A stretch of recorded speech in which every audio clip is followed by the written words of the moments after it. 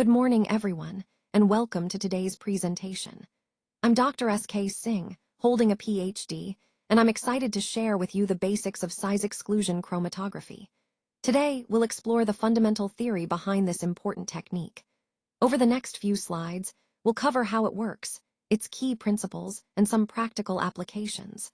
So, let's get started and dive into the fascinating world of size exclusion chromatography. Let's talk about size exclusion chromatography, which is also often called molecular sieve chromatography. In this technique, molecules in a solution are separated based on their size, and in some cases, their molecular weight. Essentially, it allows us to distinguish between smaller and larger molecules by how they move through the system. This method is sometimes referred to as molecular exclusion chromatography, emphasizing that it separates molecules by excluding smaller ones from certain regions. The key component here is the apparatus. It's a column packed with sponge-like gel beads.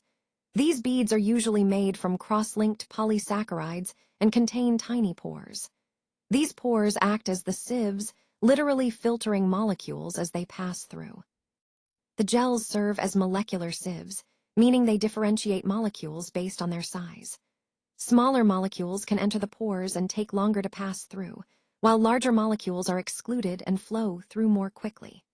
This way, we can effectively separate molecules of different sizes or molecular weights, which is incredibly useful in many biochemical and biophysical applications. Let's talk about the principle behind gel filtration chromatography. When we have a mixture containing molecules of different sizes, such as proteins, we apply it to a column that contains gel beads. Then, we elute the mixture using a buffer. Now, here's the key part.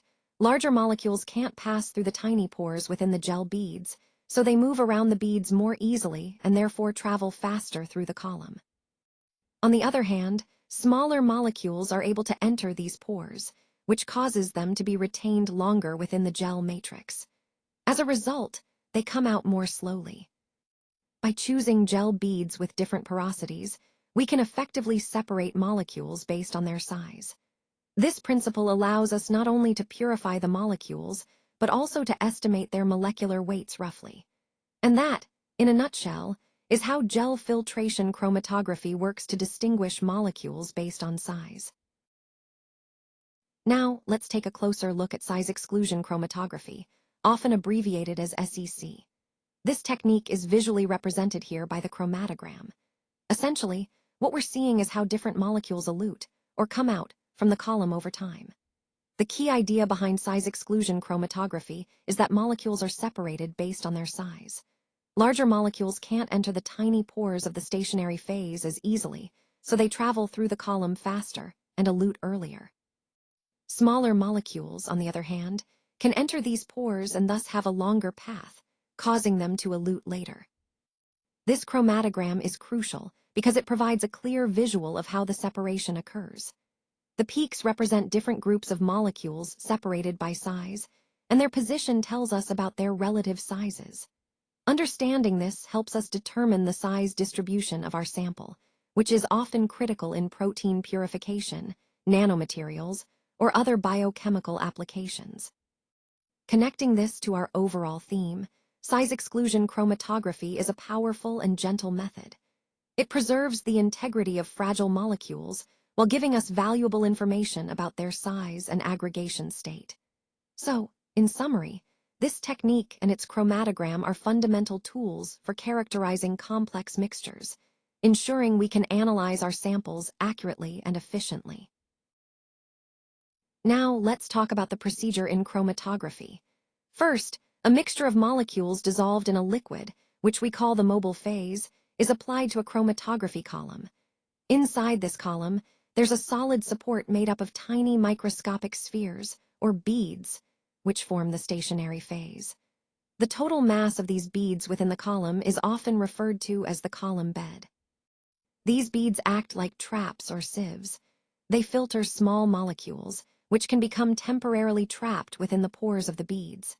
Conversely, larger molecules are usually excluded from entering the beads altogether. Think of it like a filter that allows small molecules to pass through its pores, but keeps larger ones out. Because of this, large molecules can't or only partially penetrate the pores, while smaller molecules can access most or all of these pores. As a result, large molecules tend to elute or come out of the column first. Smaller molecules, which can enter the pores more easily, tend to elute later. And those molecules that can access all the pores generally elute last. This difference in how molecules of different sizes move through the stationary phase causes particles of varying sizes to elute at different rates. That's the fundamental principle behind size-based separation in chromatography. Now, let's talk about affinity chromatography. The core idea here is based on the natural property of proteins to bind specifically and non-covalently to certain molecules, which we call substrates or cofactors. This specific binding is what makes affinity chromatography so powerful for separating proteins. The technique involves attaching ligands. These are molecules that have a high affinity for the target protein, covalently to an inert, porous matrix inside a column. Think of these ligands as molecular hooks designed to catch and hold onto the protein we want to isolate. When we pass our mixture through the column, the desired protein binds to these ligands, while all the other proteins that don't have an affinity for the ligands flow right through. This selective binding allows us to isolate our target protein quite efficiently. Once the protein is captured, we can elute it, meaning we can detach it from the ligand by introducing free ligand molecules. These free ligands compete with the immobilized ones, effectively displacing the target protein and releasing it from the column. Alternatively, we can use reagents that disrupt the protein-ligand interaction altogether. These reagents break the bonds, helping us recover our purified protein. Overall, affinity chromatography leverages the specific binding properties of proteins, making it a highly selective and effective method in our purification toolkit. Now, let's discuss the significance of this method. It's really useful for purifying a variety of important biological molecules like enzymes, vitamins, nucleic acids, drugs, hormone receptors, and antibodies. This technique plays a crucial role in isolating and studying these substances in detail. Additionally, it's widely employed for estimating glycated hemoglobin, or HbA1c, which is essential in monitoring long-term blood sugar control in diabetics. Here's where the chemistry gets interesting. Normal hemoglobin doesn't bind to the boronic acid and thus comes out first during the process. In contrast, glycated hemoglobin, which has sugar attached to it, binds with the boronic acid because it acts as a ligand. To separate it, we add sorbitol, which helps elute or release the glycated hemoglobin from the boronic acid. This allows us to quantify it accurately, giving us a reliable measure of the glycated Hb levels. So, in essence, this method is not just about purification. It's a vital tool in clinical diagnostics, especially for managing and understanding diabetes better. For further support, please don't hesitate to reach out. If you have any questions or need additional information, I'm here to help. You can contact us through the provided channels. Thank you very much for your attention and engagement today. I appreciate your time, and I hope this presentation has been helpful.